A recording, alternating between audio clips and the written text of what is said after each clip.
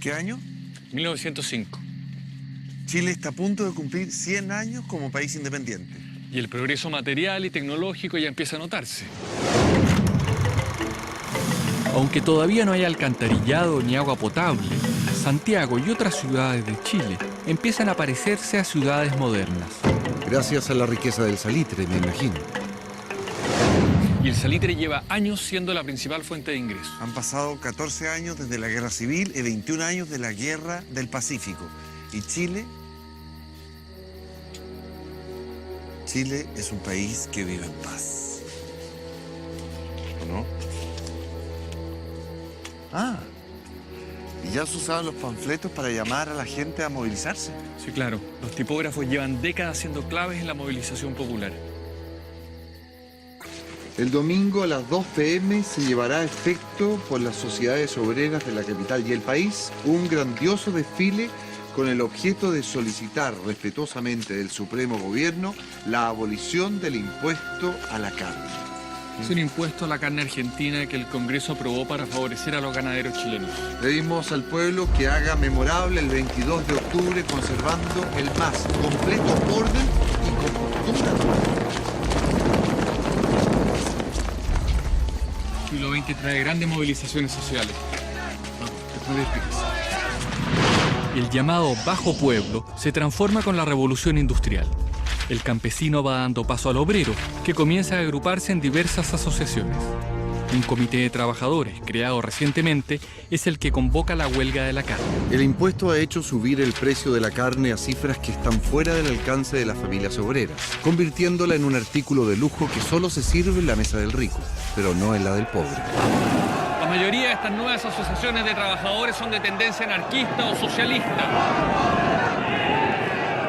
Su plan es organizar al pueblo y juntos dar la batalla por sus derechos.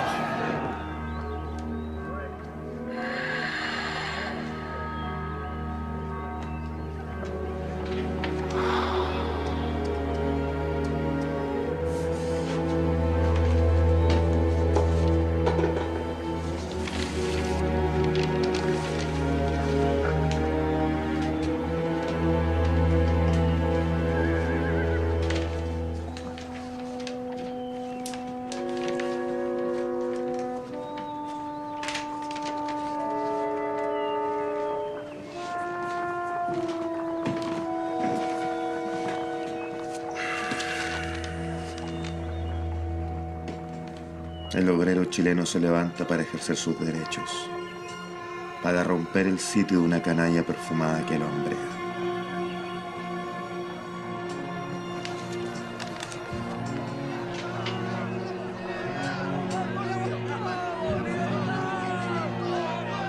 ¡Abajo los briones del Congreso!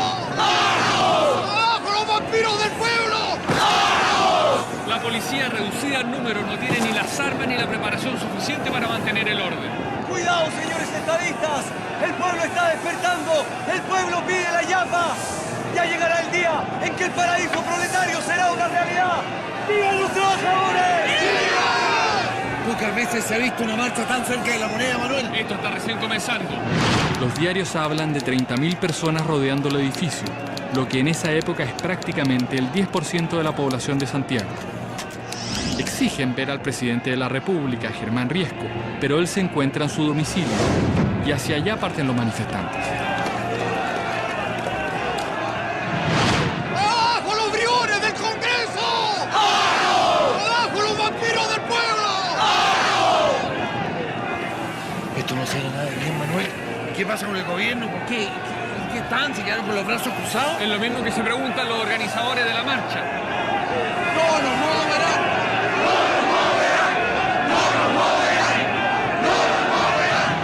¿Qué pasa con el ejército? Las tropas están fuera de Santiago y llegan 2 días más tarde, cuando la violencia en las calles parece incontrolable.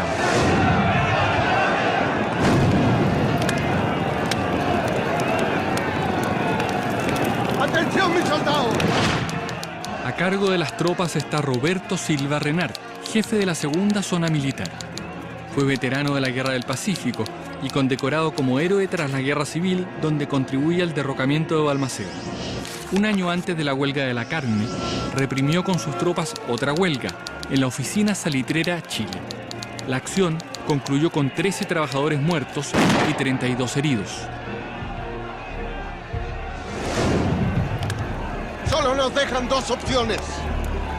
O dejamos entregada la ciudad a estos sácratas y revolucionarios que ponen sus mezquinos intereses por sobre los grandes intereses de la patria.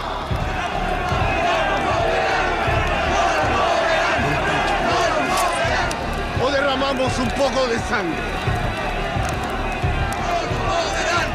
¡No nos moverán! Espera, Manuel, espera. ¡No nos moverán! ¡No nos moverán!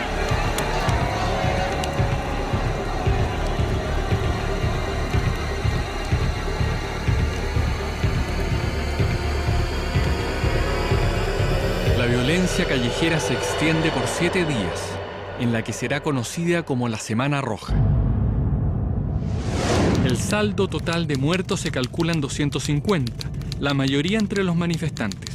Se denuncian 149 asaltos a boticas, zapaterías, bazares, casas de préstamo, bancos, almacenes de provisiones, cantinas, panaderías y otros. El gobierno culpa a los agitadores anarquistas. ¿Y el impuesto a la carne? Es derogado. A los pocos meses, otra huelga estalla en Antofagasta. El ejército abre fuego. Esta vez, mueren 58 personas.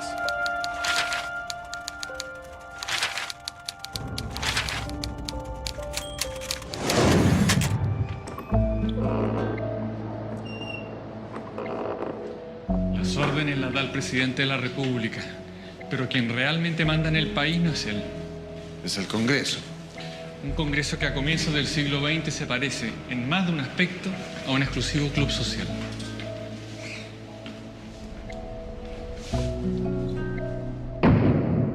Tras la guerra civil que concluyó con la derrota del presidente Balmaceda, Chile es gobernado por una suerte de sistema parlamentario. Es un parlamento conformado exclusivamente por hombres, todos de buena posición económica. Después de la traumática experiencia de la guerra civil, la mayoría ha dejado en segundo plano sus diferencias ideológicas para mantenerse en el poder mediante distintas alianzas. Con frecuencia, a estos congresales se les acusa de privilegiar sus propios intereses por sobre los del resto del país. Un ejemplo sería el impuesto a la carne. También son acusados de imprimir billetes de acuerdo a sus intereses, haciendo que los precios se disparen. Las leyes se entrampan o duermen por años en este Congreso. Mientras afuera se acumulan los problemas sociales. Mira, el presidente Germán Riesco Errázuriz, primo y cuñado de otro presidente, Federico Errázuriz Echaurren, quien a su vez era hijo de otro presidente, Federico Errázuriz Añar. Pero eran todos parientes. No todos, también hay fortunas nuevas, chilenos de primera, segunda, tercera generación de inmigrantes europeos no españoles. Muchas veces provienen de provincias. ¿Cómo es ese hombre? ¿Quién es? En 15 años más será presidente de Chile no una, sino 2 veces. Alessandri, ¿cómo le va, pues? Buenas tardes. Hoy tenemos visitas. Nieto de italianos, Arturo Alessandri Palma adquirió por primera vez notoriedad durante la Guerra Civil, como la mayoría de los parlamentarios, siendo opositor a Balmaceda. Ha logrado fortuna en los negocios, algunos le llaman nuevo rico. En 1905 cumple 8 años como diputado del Partido Liberal, en representación de Curicó. Su labor parlamentaria ha sido discreta hasta ahora. Debo confesarle a Alessandri que en los últimos meses su asistencia a la Cámara me tiene gratamente sorprendido. Pero sigue siendo el bachicha más callado de todo Chile. Siempre en silencio, ¿no? Pero en la Cámara solo abro mi boca para dedicarme a los temas que le interesan a mis electores de Curicó. Sí, pero no demostró mucha preocupación el año pasado por sus electores de Curicó, ya que hubo meses en los que con suerte usted asistió a 9 o 10 sesiones en el mes. Lo que pasa es que estuve de lleno dedicado a mi profesión de abogado, al igual que muchos de ustedes. Dicen las malas lenguas que por el solo hecho de haber representado a la compañía salitrera Antofagasta, usted se ha embolsado más de 75.000 libras esterlinas en juicios contra el Estado. Eso me ha permitido generar un pequeño capital que me permitirá dedicarme a la política con mayor tranquilidad.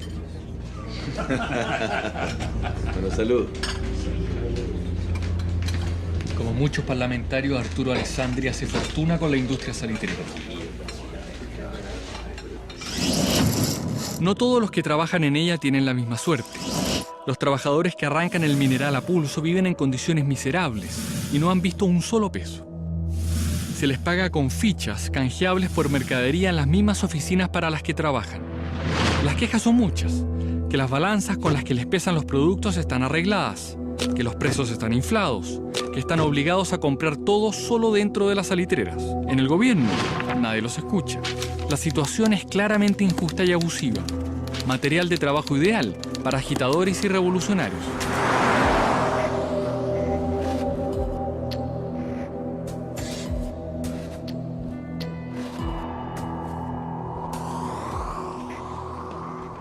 Son estas precarias condiciones laborales las que hacen que estas ideas revolucionarias prendan como el pasto seco. Así es. En un mundo sin radio, sin televisión, sin internet, esas ideas se propagan básicamente a través de dos formas. Una, oralmente, mediante discursos, reuniones y el clásico boca a boca. La otra, para los pocos trabajadores que sí saben leer. A través de libros, folletos, diarios. Exacto. De ahí que varios líderes de este movimiento social hayan sido tipógrafos de profesión, como el hombre que ahora vamos a conocer. Ven. El sistema de fichas debe ser abolido. Pero ustedes no deben esperar jamás que una ley promulgada en el Congreso sea la que lo disuelva. Eso no sucederá. Hay muchos congresales que están interesados en mantener ese sistema. Ellos trabajan para sus jefes. Ha venido gente de todas las oficinas. ¿Sí? La jornada laboral. Nosotros hemos caminado 25 kilómetros para poder escucharlo. 8 horas. Y los sueldos deben ser pagados en moneda corriente. Luis Emilio Recabarren se autodefine como un agitador social. Nacido en Valparaíso en 1876, trabaja como obrero tipógrafo desde los 11 años. Sus primeras actividades políticas son repartiendo panfletos contra el presidente Balmaceda. Desde entonces, funda y dirige numerosos periódicos obreros y se transforma en la figura más destacada del incipiente movimiento sindical. La obra, por lo tanto, está en manos de ustedes. La huelga general en Iquique se transforma en una necesidad imperiosa que debe ser realizada y concretada lo más rápidamente posible. El obrero en huelga no le debe temer jamás a la sangre. Ese es el único camino que nos queda. ¡Viva el movimiento de los trabajadores!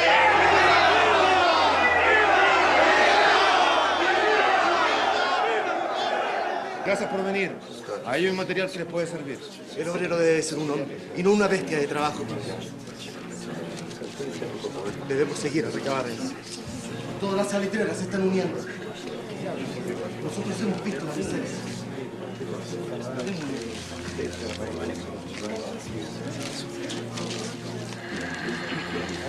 Caballero, compañero, no se preocupe. Cuando nos vayamos de vuelta, yo se lo voy a ir leyendo todo. Luis Emilio Recabarren, el fundador del Partido Comunista.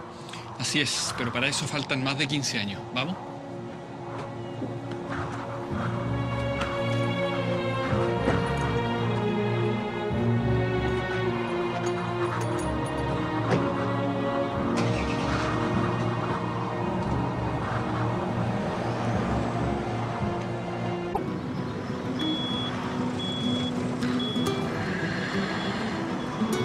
En diciembre de 1907, aquí en Iquique, ocurre lo inevitable.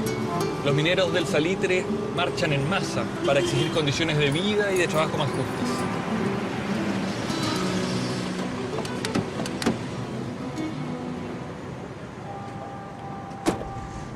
Es la huelga general que tanto habían soñado. Así es.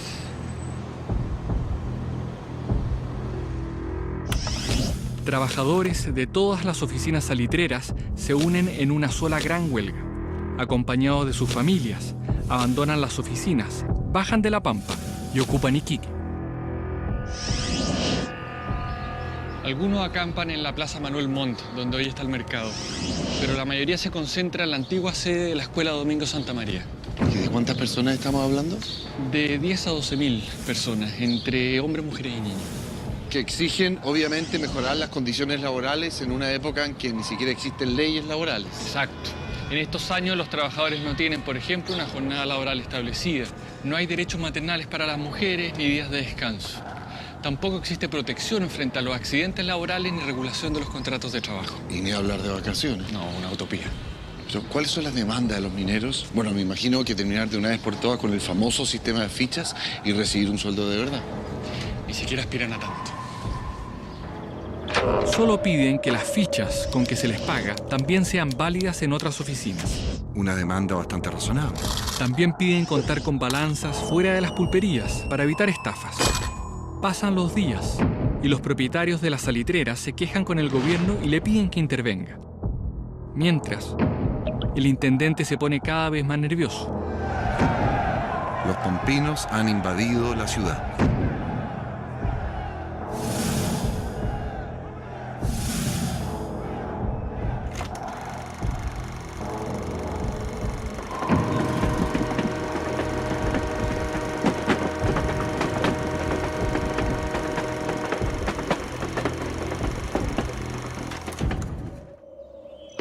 ¡Su atención, por favor! Como cónsul de Perú, debo proteger la vida de los ciudadanos peruanos. Por eso les transmito el mensaje que me ha dado el gobierno de Chile.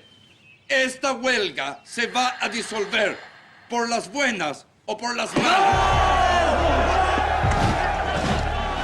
El gobierno envió un telegrama en que afirma que el orden público se debe hacer respetar a cualquier precio. Para eso, se envía un contingente a cargo de un experimentado restaurador del orden, Roberto Silva Renard. Al menos el 60% de todos estos trabajadores son peruanos. ¡Minero! ¡No le tenemos miedo a la sangre! Uno de los líderes es un joven estadounidense, Josep Brick, a quien llaman el ruso. No importa si uno es chileno o si uno es peruano o gringo, como mi amigo el ruso. ¡El proletariado no tiene nacionalidad! ¡Esta revolución es universal!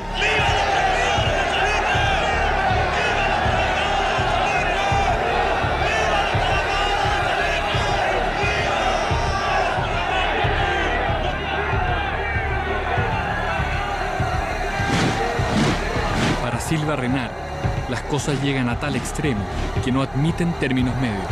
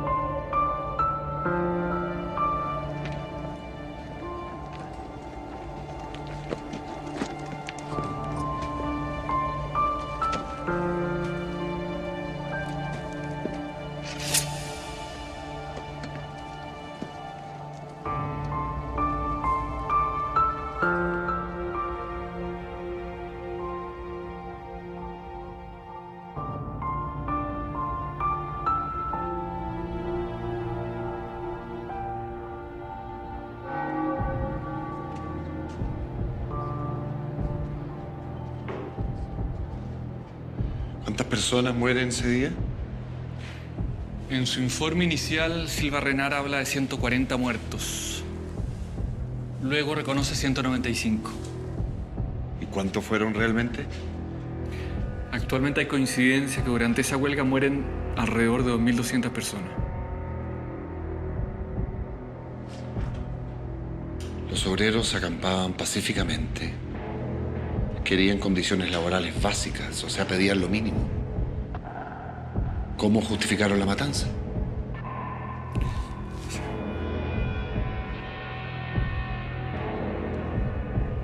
¡Viva el movimiento de los trabajadores!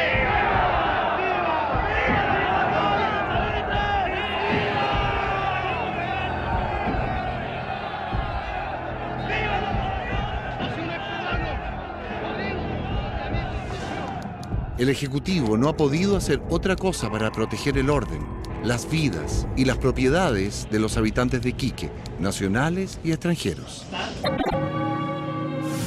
Una comisión parlamentaria investiga los sucesos de la matanza de Santa María de Iquique y cita al ministro del Interior a declarar. Señor ministro, en medio minuto se dispararon más de 5.000 tiros sobre una masa de ciudadanos desarmados que estaban ejerciendo un derecho garantizado por la Constitución. El derecho de pedir aumento de sus sueldos y conseguir mejores condiciones de vida. Fue una huelga imprevista. Y como ya lo dije la última vez que vine, lamentablemente ese día el señor diputado estaba ausente. Paseaba por Buenos Aires. Como ya he dicho, la situación vivida en Iquique se debe única y exclusivamente a la infiltración de conspiradores, principalmente argentinos. Tiene la palabra el honorable diputado, el señor Izquierdo.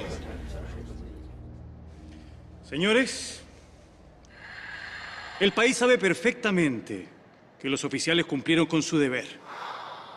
El más amargo, el más cruel de los deberes que corresponde a hombres de corazón y de honor. Pero por favor, ¿de qué estamos hablando? Señor ministro, usted como hombre de Estado debiera saber que el siglo XX es un siglo de fermentación social y que este tipo de situaciones se combate yendo al origen del mal, dictando leyes que rijan entre el capital y sus trabajadores. Sin garantizar el orden público y la vida de los habitantes, no hay gobierno, no hay autoridad, no hay sociedad, no hay progreso, no hay nada. ¡Es el caos! ¡Orden! Tenía la palabra el señor diputado, el señor Izquierdo. Manuel, después de la matanza todo sigue igual. Sacrificaron 2.000 vidas en vano. No. Santa María es la última gran huelga antes que el Congreso empiece a aprobar leyes sociales muy importantes hasta el día de hoy. Cientos de mineros y sus mujeres tuvieron que morir para conseguir derechos que hoy nos parecen básicos. En un periodo de 10 años se aprueba la ley de descanso dominical, la de accidentes del trabajo y la de salas cunas. También se legisla para restringir el trabajo infantil. ¿La ley de la silla no es de esta época también? Se aprueba 7 años después de la matanza de Santa María. Más vale tarde que nunca. Por lo menos podremos celebrar un centenario con cierta dignidad. Se inauguran grandes obras y otras se empiezan a construir. Así se va armando la ciudad que conocemos y habitamos hasta hoy día. A ver, Manuel, estamos a punto de celebrar 100 años de independencia. Está bien, existen muchas personas desplazadas, enormes desigualdades, pero igual hay un enorme espíritu patrio, ¿verdad? Sí, claro, a estas alturas ese sentimiento ya ha penetrado en distintos sectores de la sociedad. A lo largo de todo el país, chilenos de distinto origen participan de la fiesta. Y aunque hay intelectuales que dicen que no hay ninguna razón para celebrar, la gente masivamente igual ocupa las calles. Está bien, Manuel, se lo merece. Finalmente, todos, hombres, mujeres, ricos, pobres, chilenos, extranjeros, hemos construido este país, ¿verdad? Señor. Salud, salud.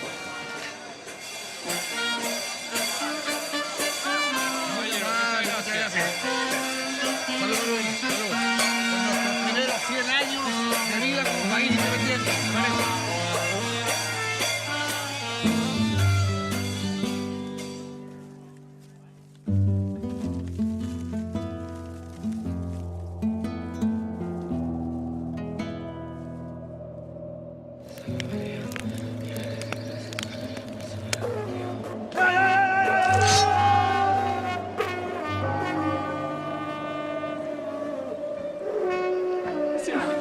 Diosito que me gane.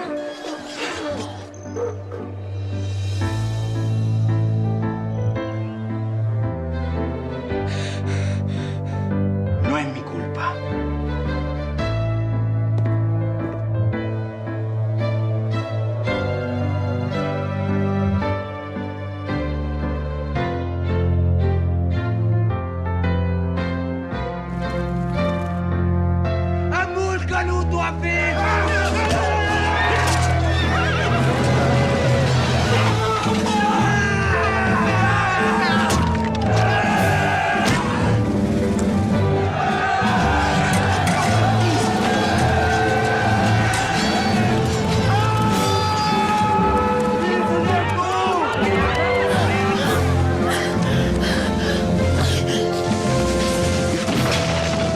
Esta sea la hora de reclamar lo que nos pertenece. ¡Por la patria!